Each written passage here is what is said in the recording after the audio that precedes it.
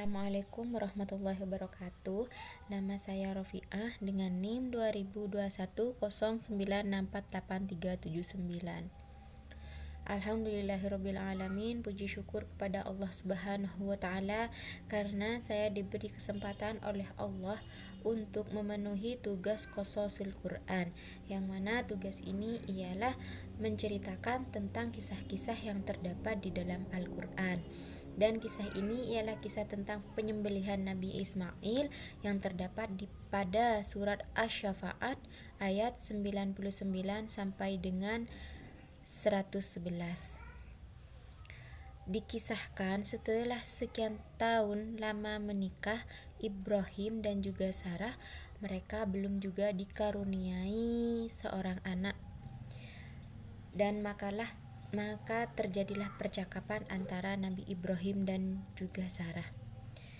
Nabi Ibrahim berkata, "Istriku yang aku cintai, usia kita semakin berkurang. Aku pun juga sudah merasa semakin menua, tapi aku ingin memiliki keturunan supaya keturunanku bisa meneruskanku di bumi Palestina ini." Dan kemudian si Sarah berkata, "Benar suamiku, namun sepertinya Allah belum memberi kesempatan kepadaku untuk memberikan kamu keturunan." Maka si Sarah berkata kepada Ibrahim, "Pergilah menemui si Hajar. Aku rela si Hajar mengandung anak darimu, karena dialah yang akan meneruskanmu berdakwah kelak." Dan kemudian Nabi Ibrahim menemui Siti Hajar, dan alhamdulillah si Siti Hajar akhirnya mengandung anak dari Nabi Ibrahim. Kemudian Nabi Ibrahim menemui Sarah. Nabi Ibrahim berkata, "Alhamdulillah, Allah akhirnya mengabulkan doaku." Kemudian Sarah berkata, "Pergilah kemanapun kamu mau, aku tak kuat rasanya melihat kebahagiaan kalian." Dan akhirnya Sarah pun menangis meninggalkan Nabi Ibrahim dan juga Siti Hajar. Kemudian Nabi Ibrahim mengajak Siti Hajar untuk pergi. Siti Hajar bertanya kepada Nabi Ibrahim, "Kemanakah kita?" Dan Nabi Ibrahim menjawab, "Entahlah, aku tidak tahu." Dan kemudian mereka berjalan, dan Siti Hajar berjalan sambil memegang perutnya yang lagi hamil. Dan alhamdulillah akhirnya mereka sampai di Mekah dan Ismail pun dilahirkan. Namun tidak terselang lama, Nabi Ibrahim pergi meninggalkan Siti Hajar dan juga Nabi Ismail. Siti Hajar dan juga Nabi Ismail itu ditinggalkan di tempat yang kering, tandus, tidak ada air dan juga tidak ada makanan.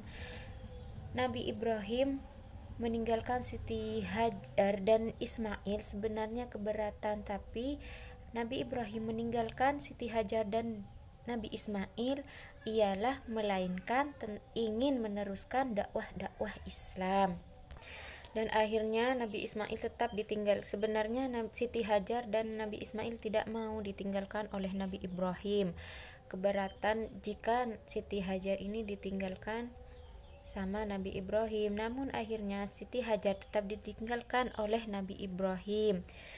Dan singkat cerita, setelah ditinggalkan oleh Nabi Ibrahim, Nabi Ismail menangis, ia merengek, ingin minum dan makan, sedangkan di sana tidak ada makanan dan juga tidak ada air. Nah, Siti Hajar kemudian kadang ia berlari, kadang ia berjalan untuk mencari air di Safa dan Marwah dengan 7 kali. Siti Hajar berjalan melewati Safa dan Marwah ini. Kadang ia berjalan, kadang ia berlari sebanyak 7 kali dengan keadaan lemas dan juga tidak berdaya. Kemudian datanglah malaikat Jibril bertanya kepada Siti Hajar. Malaikat Jibril ini bertanya, "Siapakah engkau?" Kemudian Siti Hajar menjawab, "Aku ialah hamba sahaya Ibrahim." Dan juga Nabi Ibrahim bertanya, "Kepada siapa engkau dititipkan di sini?"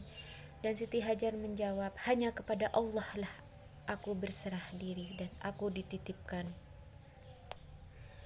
Kemudian Nabi Jibril juga menjawab, jika begitu engkau telah dititipkan kepada Zat yang pemurah dan juga lagi Maha Pengasih, yang akan mencukupi kebutuhanmu dan juga tidak akan menyia-nyiakan kepercayaanmu kepada Allah Subhanahu wa taala.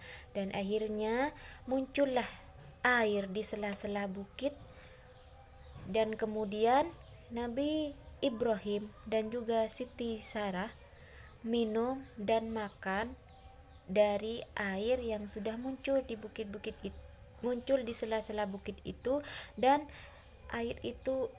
di sebelah air itu tumbuhlah kurma. Maka Nabi Ibrahim dan juga Siti Sarah makan dan minum dari kurma yang ada di antara Bukit Sofa dan Marwah. Setelah sekian lama Nabi Ibrahim meninggalkan Siti Hajar dan juga Ibrahim meninggalkan Siti Hajar dan juga Ismail. Kemudian Nabi Ibrahim datang kembali menemui Siti Hajar dan juga Ismail. Dan Nabi Ibrahim datang berkata, Assalamualaikum. Dan Nabi Ismail menjawab, Waalaikumsalam, iya ayah. Dan Nabi Ibrahim berkata, wahai anakku, ternyata engkau sudah besar. Iya ayah. Nabi Ibrahim menjawab, karena ibuku telah merawatku dengan baik. Nabi Ismail berkata kepada Nabi Ibrahim, bagaimana kabarmu ayah? Dan Nabi Ibrahim menjawab, Alhamdulillah, saya baik-baik saja. Aku diutus oleh Allah untuk membangun Ka'bah. Dan kemudian Nabi Ismail menjawab, kerjakanlah ayah, aku akan membantumu mengerjakan apa yang diperintahkan oleh Allah kepadamu. Dan akhirnya mereka membangun Ka'bah. Dan selang beberapa lama Nabi Ibrahim pun kembali bermimpi. Kali ini Nabi Ibrahim bermimpi dia diperintahkan oleh Allah untuk menyembelih putra semata wayangnya, yaitu Nabi Ismail. Nabi Ibrahim duduk termenung. Ia seakan berat untuk menjalankan perintah Allah ini. Datanglah setan yang membisiki Nabi Ibrahim supaya Nabi Ibrahim ini tidak melaksanakan perintah Allah ini. Kemudian Nabi Ibrahim termenung lagi, datang lagi setan, dan Nabi Ismail bertanya kepada Nabi Ibrahim, ayah, kenapa ayah sangat gelisah? Dan Nabi Ibrahim berat untuk mengatakannya, dan datang lagi setan. Setan ini berkata kepada Nabi Ibrahim, janganlah kau katakan kepada anakmu, karena anakmu akan berpikir bahwa kau bukanlah ayah yang menyayangi anakmu. Kemudian Nabi Ibrahim mengusir setan, pergilah kau setan, dan akhirnya setan pergi. Dan Nabi Ibrahim berkata kepada Nabi Ismail bahwa Nabi Ismail diperintahkan oleh Allah Subhanahu wa taala untuk menyembelih Nabi Ismail. Dan kemudian Nabi Ismail menjawab, jalankanlah ya. Nabi Ibrahim berkata, wahai ayahku, laksanakanlah apa yang Allah perintahkan kepadamu. Insya Allah engkau akan menemuiku seorang anak yang sabar dan patuh kepada perintah Allah.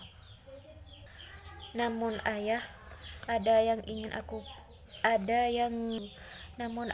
aku hanya meminta dalam pelaksanaan perintah itu, bukalah bajuku ayah, supaya darahku tidak terjejak di dalam bajuku, supaya ibuku tidak menangis dan menghalangiku.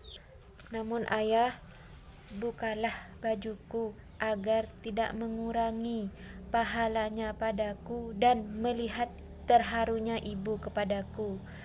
Dan juga tajamkanlah parangmu, percepatlah ayah, dan ikatlah aku supaya aku tidak banyak gerak dan juga tidak menyusahkan ayah. Kemudian Nabi Ibrahim pun melaksanakan apa yang telah dipinta oleh Nabi Ismail.